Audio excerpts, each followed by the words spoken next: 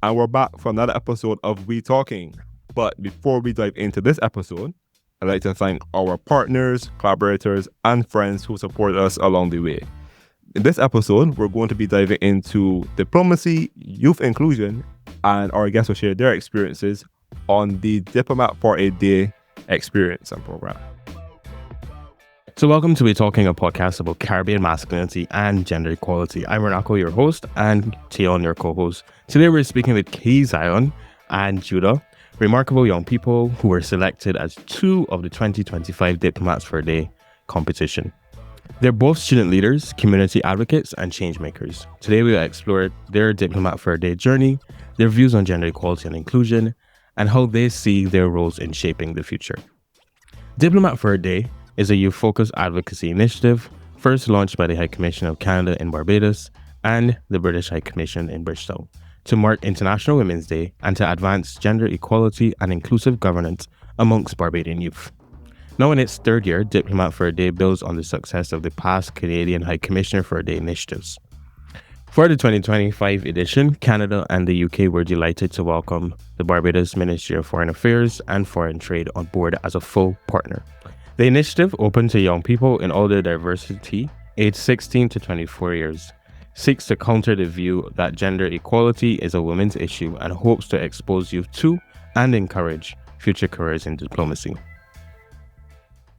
Before we dive in, Kez and Judah, if you would describe your Diplomat for a Day experience in one word, maybe two words, what would it be? Okay, I guess I'll start. I would say transformative. I would say exhilarating. Why would you say transformative and why would you say exhilarating?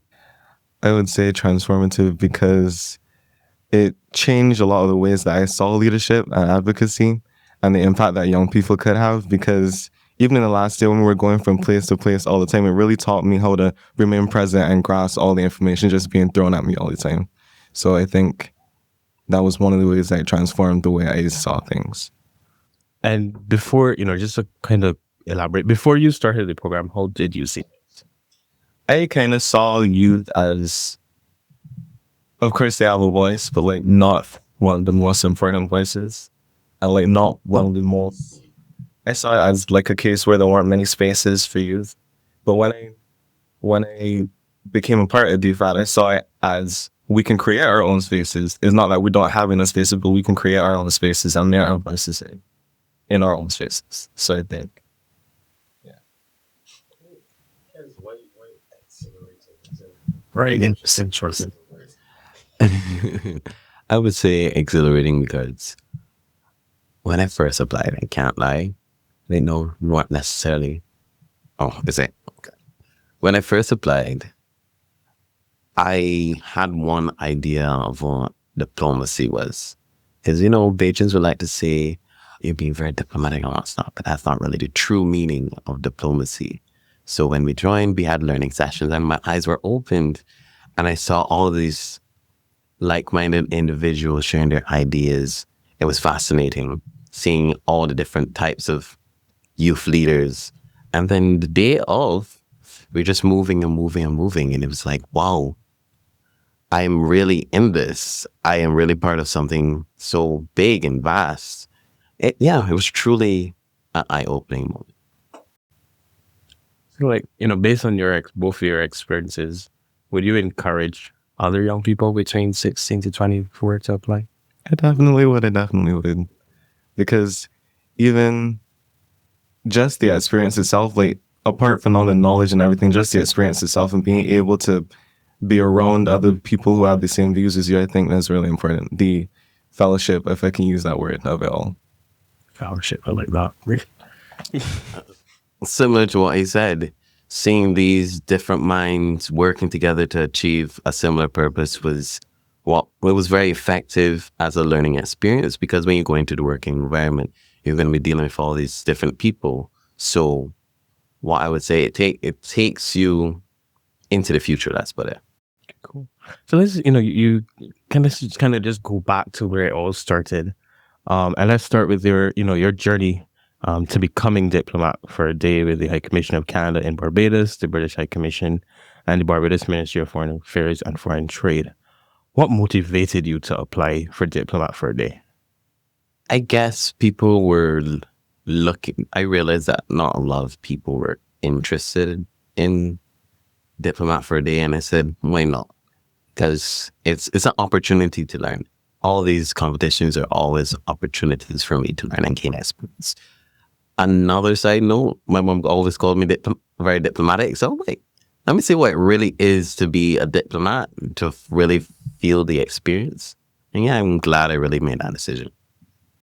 I heard of the initiative through friends, first of all, and I also saw participants on Instagram, and I was always passionate about leadership and making a difference. So when I saw the opportunity, I, grabbed it. So how did you feel when you got that message that you were selected? Well, as Kehzion said, I also too didn't really know like what it was about. So I was like, oh, that's cool. But when I actually realized the extent of what it meant on the first day, I was like, okay, so this is actually it's a thing. It's not just a competition, it's a serious talk that everyone's participating in. I, for one, was really shocked because I was like, out of all the people I knew, and yeah, when I got the email, I was really, really shocked. But something had happened with the emails, and it was like, yeah, send it to, my parents' email, my parent never saw it.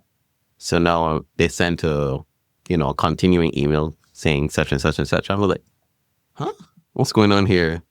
I continuing from start an email, like I got in, and I was like, yeah, it was really, really shocking, I must say. And then I reflected on it. I was like, out of all the children who might have applied for it, maybe have not really, who had more of a passion for it, who knew what they were getting themselves into, and I got it. It really was an eye-opening moment, yes, and I wanted to use this I wanted to use the utmost of the experience. And what were, because you talked about the training sessions that you had before, and then obviously coming on to the final moments of the, I don't know, how should I describe it, the cocktail event that would have happened just before International Women's Day. What were the highlights of the complete experience that you would have received throughout those trainings? Are there any memorable moments? Coming off of what I said about fellowship, I think one highlight for sure is meeting people in the field of foreign affairs and diplomacy, hearing how decisions were made, and also seeing other people who I knew from before and also interested in the same thing. That was a highlight for me because I got to see all those people again. Were you surprised in terms of what you expect, how you expected decisions are made versus the reality of how decisions are made? Yeah, there was a difference because a lot of the time we ask for stuff, but we don't understand what goes into actually making a decision on it. Because we had a little island called Tropicana. We had to make a lot of tough decisions on how money was spent. And it showed us that it isn't all white and black. We can't just make one decision. We can't make all the right decisions. There have to be some kind of compromise. So I think that was what I learned that was different from my initial idea on decision making. And you mentioned compromise. I want you to hold that right there because I'm going to jump back on that. What about you, Kez? I think they were like, that one, of course, was a mind-blowing thing because when we worked together, we all looked at, there were so many things that needed to be solved in this scenario and so many ideas. When we made one possible solution, there was always another problem that needed to be solved, and it kept going and going. And when the time was up, it was like, oh, you just got to use what we have for now. And it really goes to show how people in those organizations, in those groups, have to really think about what they're doing, because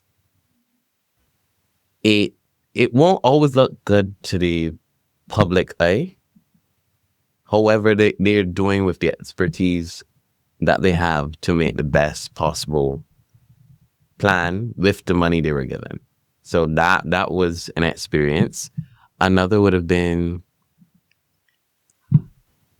another interactive. We learned how the system works in Barbados when it comes to politics. We delve into civil society. It was a lot of civil society, and I took note of all the organizations and how patience is important into getting your message through, because you may be constantly saying something for years, and it's only until something really big sparks that conversation. Then people start talking, and then what you were advocating for finally happens or comes to light. Interesting. So, so you mentioned compromise, and you probably get further into that. But was that one of the surprises for you when we look at diplomacy or international relations, the level of compromise? And I'm sure you would have experienced how difficult it is to even get to compromising. Yeah. Because in Barbados, we always like, why are all the roads fixed, and why isn't this being done? Why isn't this being done? But we aren't actually thinking maybe something else needed to be done. Maybe there was something more important that needed to be done with the money that they were given. So yeah, it wasn't a surprise, but the extent of the compromise was a surprise. So what are that? An example I would use is when you have two big issues, and of course you want both issues to be solved, but to have the ability to realize which one you might need to prioritize over something else is an important skill to have. So I think that's what surprised me, that ability. So do you have an example? When we were at the SDG unit, they gave us a worksheet, and we had to choose. I think we had $1 million, was it? 7 million, something like 10, and we had to plan a whole country from that. So some people, we had to do like high-rise apartments, and some people didn't like high-rise apartments. So that in itself was a compromise, because we could have private housing, but we had to put everyone in one unit over maybe something like having renewable energy sources instead of having private housing. So that was another compromise we had to make.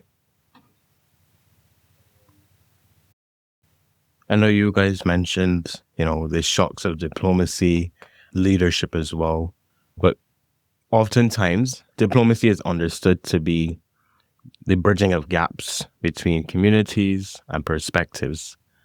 In your experience, did your experience challenge that, or were your views changed throughout the Diplomat for a Day competition? We often think a lot of it is action, but a lot of it is also listening, because in order to come to an agreement, you need to listen and understand what different parties are coming from. So yeah, listening is a big factor. They emphasize that in our first learning session about how listening is a major part in diplomacy, because when you're faced with multiple people from different countries that they're representing, you have to first and foremost listen to what they're saying, even if you don't agree with them. Listening to them, to your community, is what helps people come to a compromise, a mutual understanding. As young leaders, you both engage in issues of equity, representation, and inclusion, particularly in different ways, whether it be through student leadership, public speaking, or community activism. But let's talk about what gender equality is and what it means to you. Do you think young men and women have the same opportunities for leadership in school and society? In theory, yes, but in reality, not really, because there are always biases or different understandings that make it harder for women to be leaders. Such as? I think a lot of people, when you say, okay, we need a leader for something, the first thing that comes to people's head, unfortunately, is a man. And I was even talking to someone at school the other day because he's a guy that has some weird views on stuff. Well, I call it weird. That's my opinion. He said that he doesn't think women should be leaders because they're emotional, and I think that's that's where the issue stems from. A lot of the time, people don't think women have the emotional intelligence to be a leader. That's, in my opinion, sometimes to be a proper leader, you need that emotional intelligence, and in some cases, men lack that.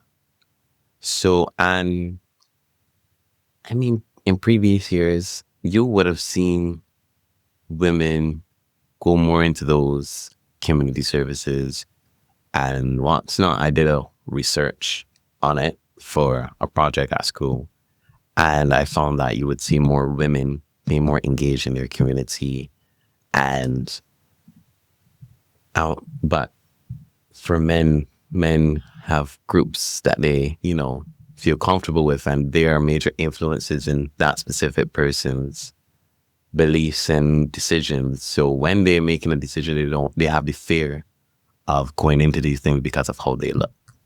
That's also another issue when it comes to both men and women having the same opportunities. It's the environment they're in. So how can young men actively support and advocate for gender equality in leadership spaces? Yeah, I just want to jump in because this is also a conversation that a colleague was having with me, right? Funny enough, she's a female, and she was telling me that she actually prefers a man to lead, because she was saying that women are, this is coming from a woman, she said that women are too emotional, and men are more, I can't remember the word for it, but it's not tied into emotions like how a woman would be based on what she was saying. So I find that to be very interesting as well. Okay. Well, I think their characteristics, everyone is different. And if you don't, because even a man might be emotional. So I think it's just finding people who have the right qualities that a leader should have. Those are the persons who should lead. I don't think it matters whether it's a male or female. So would you say that having emotional intelligence, specifically in diplomacy, is it a plus or is it a con, a pro or con? I would say it's a pro because in order to understand, you need to put emotions aside for a second. And I think that was one of the topics that came up in one of our learning sessions, having the ability to, it's not disregarding completely how you feel, but it's just putting it aside for a second to understand where different ends are coming from.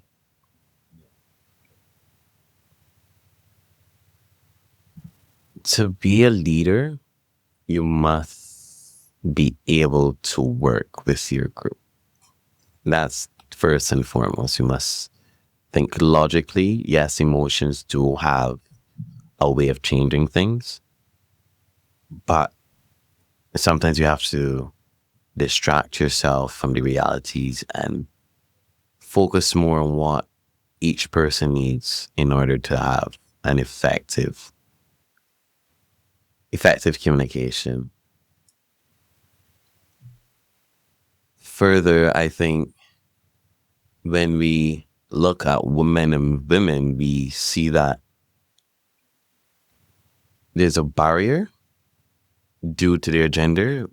People would obviously, saying your colleague has proven that when they look at a man, they see they are only thinking logically. They know what they're doing and don't have their emotions leading them. Whereas a woman, biologically, they have various hormonal aspects, and that being a thinking society causes a more conservative approach. But in order for us to improve and expand, we need to be more progressive.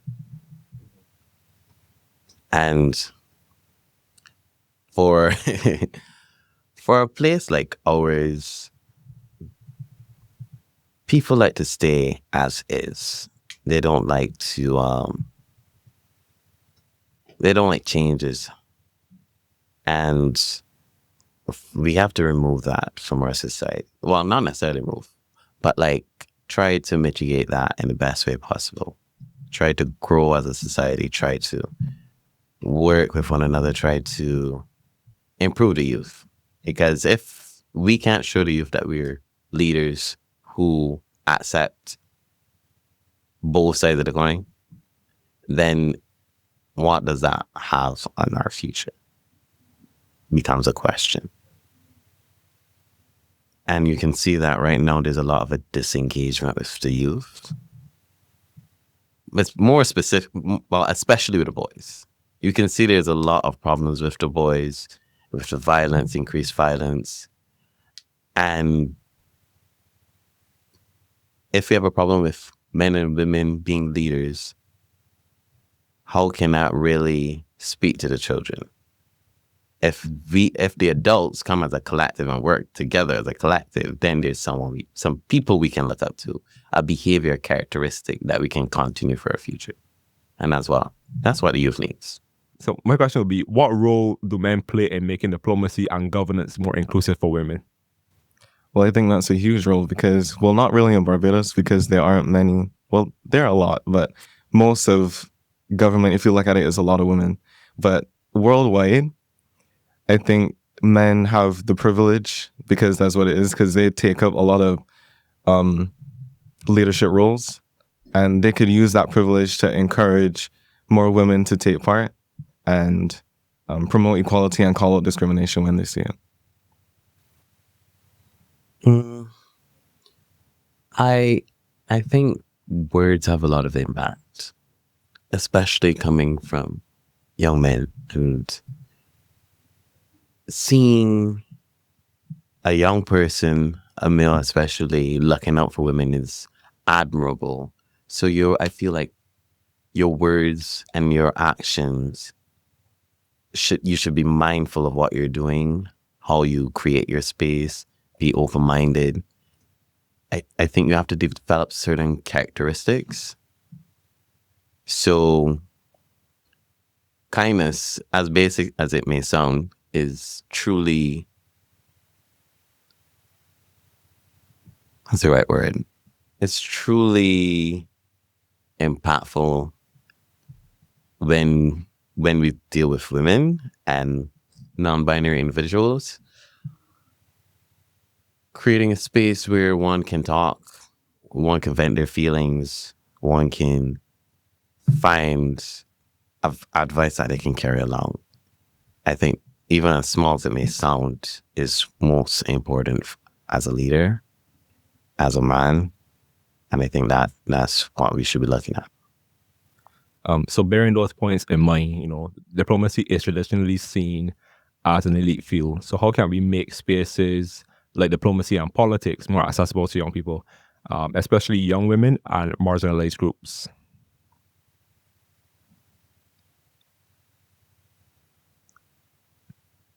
Don't rush.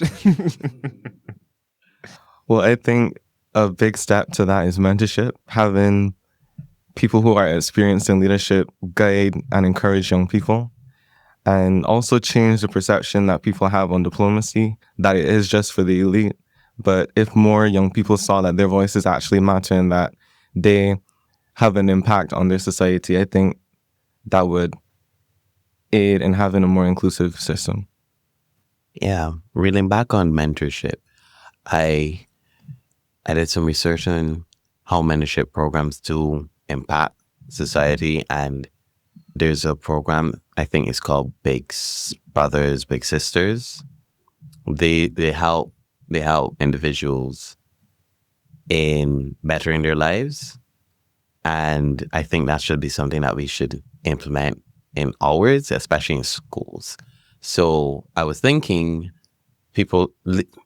children and youth leaders inside the schools should create a mentorship program whereby first farmers, second farmers would, have someone that could guide them throughout the school, because it's a very scary place. Diplomacy is a very scary thing. You're talking to all these people. Your words can cause detrimental effects. It has major consequences. So starting in school and then opening doors in diplomacy should I think should aid in what he's saying. It should aid children, women, the minorities into these bigger spaces. Okay. And both of you did mention in terms of gender biases, particularly in leadership spaces. How can you as young people challenge these stereotypes and challenge these biases? Well, I think, again, by using their voice, speaking out on the topics and just making their points and their opinions heard.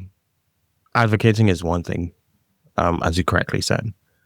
But what would you recommend in challenging these stereotypes within the confines of young people and what young people can do or may be able to do to action? Where would you go? How would you go about that? Well, I think we're in the age of social media. So I think social media is a very good gateway to finding, as we mentioned earlier, like-minded people, one, and also encouraging other people who might have views other than us to, persuade them to change their view and thinking more inclusively. And I think that is where social media comes in to play. What about you, Kez? What can young people do to challenge these stereotypes that you would have mentioned that you've seen in leadership? Okay, I believe, yes, as he said, I did do something related to that, actually. I was planning a project for that as well, whereby we use social media, because that's the way to getting attention. When you follow various trends while still promoting the initiative, it gains traction, and with that traction, you can manipulate that traction to a better outcome and trying to achieve what you want. So just going off of what he said, yes, social media would be a very advantageous tool.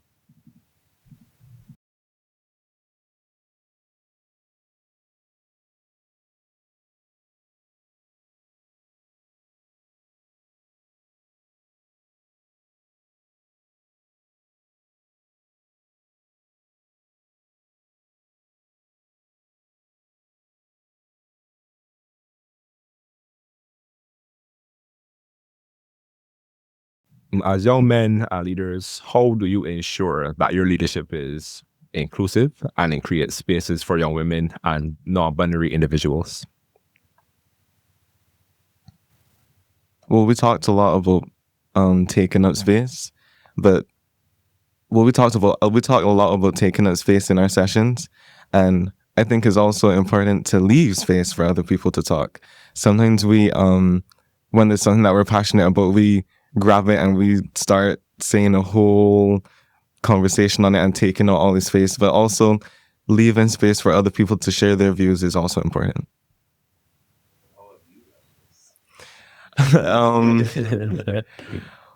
Well, even in creating, because I'm a part of a youth group, so I think that was a way that I created a space for people to share their views on different topics. And of course, even you're the person leading the session, so you feel like entitled to speak a lot of the time, but I try to take a step back and allow other people to talk more than I talk. So my goal is not only to let people talk more than I talk. I feel like there should be no exceptions when you're creating a space, because being left out could create negative connotations and have an impact that you really don't want. And being mindful of how you respond to people, being mindful of who you're talking to, is filling that space, allowing them to talk themselves a lot, building their confidence, helping them with their goals, also creates a space. Sometimes you have to remove yourself in order for someone to grow. So giving them that opportunity to fill that space, not create it because we already created, to fill that space I think, allows them to grow. And seeing that ensuring that everyone has the ability to grow is what creating a space is all about. And I think by allowing them to grow is that really answers that question. So you're both deeply involved in extracurricular activities, and community activism. Your voices are shaping policies, leading advocacy, and creating real impact. How do you see youth activism influencing national or global policies?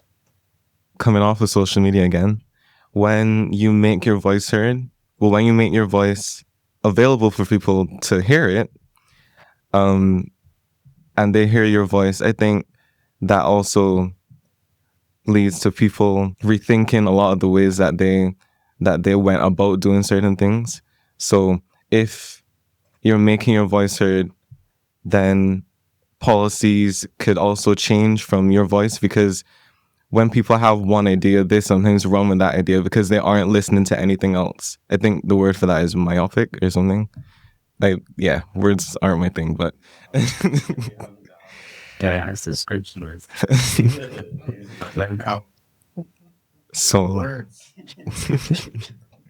so when you're allowing other people to have the opportunity to let their voices be heard through social media, then I think that would lead to policies being changed and being more tailored to the youth. Supporting what he's saying, because he basically like-minded. But first and foremost, I feel like youth activism is like reshaping national and global policies by challenging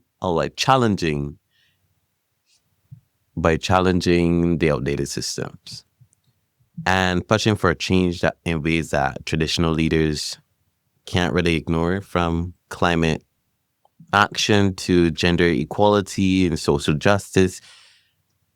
Young people are, as he said, using social media to protest and to demand for accountability. Movements to prove that young people do raise their voices.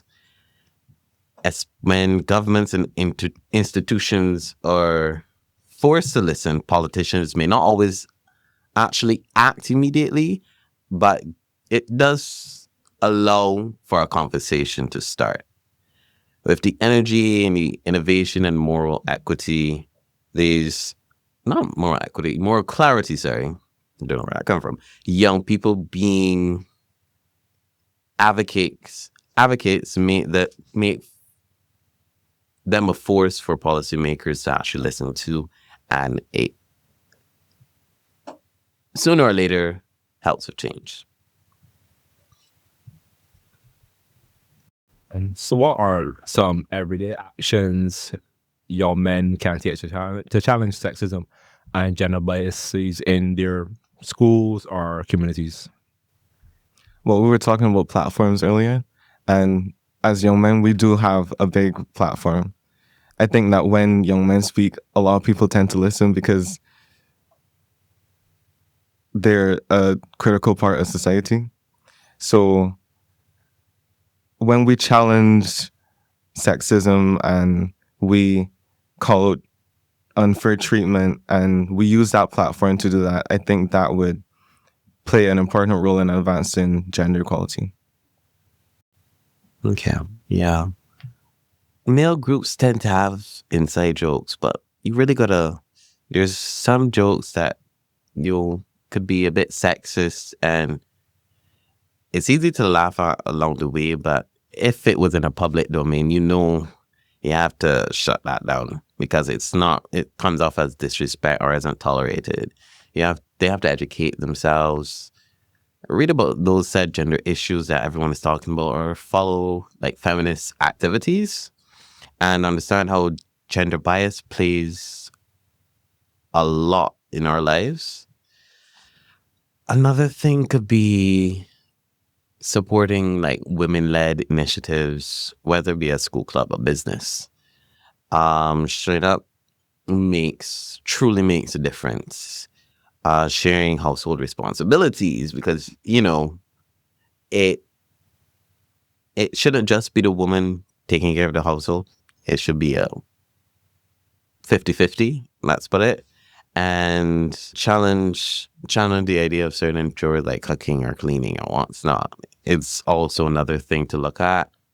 Then maybe advocating for policies like pushing for gender inclusive school policies. That could be one as such as better protection against harassment, because I've heard a lot of cases in universities where girls would be harassed by men and they would have to leave their schools because they can't take it anymore. And that's truly a sad thing, that they are missing out on an opportunity on their education, and because of a man. You put it simply. So you both would have mentioned utilizing platforms. So what is one initiative you'd love to see implemented in Barbados or globally even to empower young people?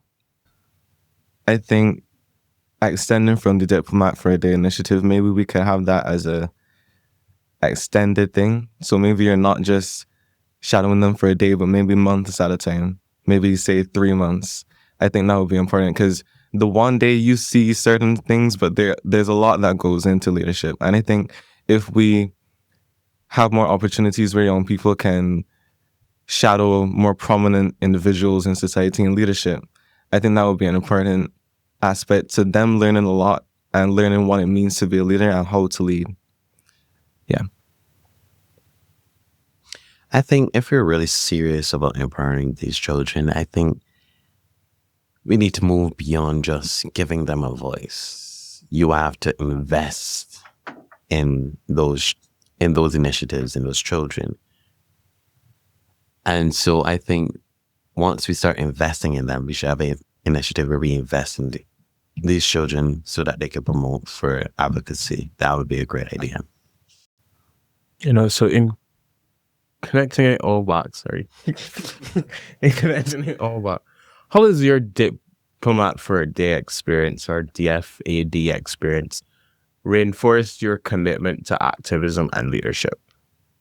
Well, it reminded me again that young people don't have to wait to lead, because a lot of the time we say things like, when I get older, I will, or when I'm a certain age, I will. But I think that it also reminded me that we have an opportunity now to make our voices heard in whatever platform we choose to.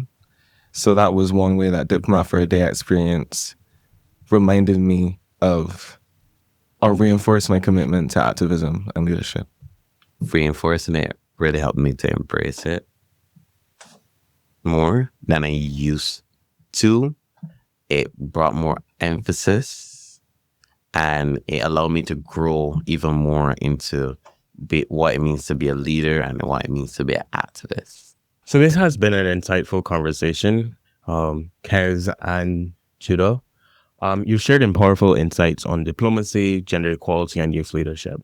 But before we wrap up, what's one message that you would like to leave with young people listening today? As cliche as it may sound, take that step forward, because that one step could cause a ripple effect. And I would say that your voice matters. You don't have to be the loudest person in the room, but if you have something to say, don't be afraid to say it. So for our listeners, based on your experience in terms of applying for Diplomat for a Day and actually being selected to be a Diplomat for a Day, mostly as young people, what is one step that you would advise other young people listening to take, particularly as it relates to advocating for inclusion in their own spaces? Seeing the radical. I would say look for opportunities to learn, and that everything doesn't have to be perfect the first time that you do it. So just look out for opportunities to learn and ways that you can make an impact. The initiative is always important. Building that confidence is that one step everyone needs into doing something greater.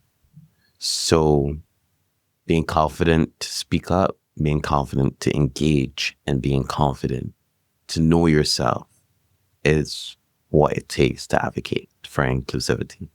Yep. And I think to our listeners, you've heard it here first from Kez and Judah, in terms of one step to take to advocate for inclusion, particularly within your own space. I actually really want to thank both Kehzion and Judah for joining us today in studio. It has been a very interesting process, and you shared, I think, wholeheartedly and truthful experiences for your experiences for Diplomat for Day 2025. I want to thank you to our listeners. You've heard it from them first in answering the question, what is one step that young people can take to advocate for inclusion in their own spaces? Feel free to reflect on that, and let's keep the conversation going. If you enjoyed this episode, don't forget to share it with a friend and follow us for more interesting stories at WeTalking Boys on Instagram. It's at WeTalking Boys 246.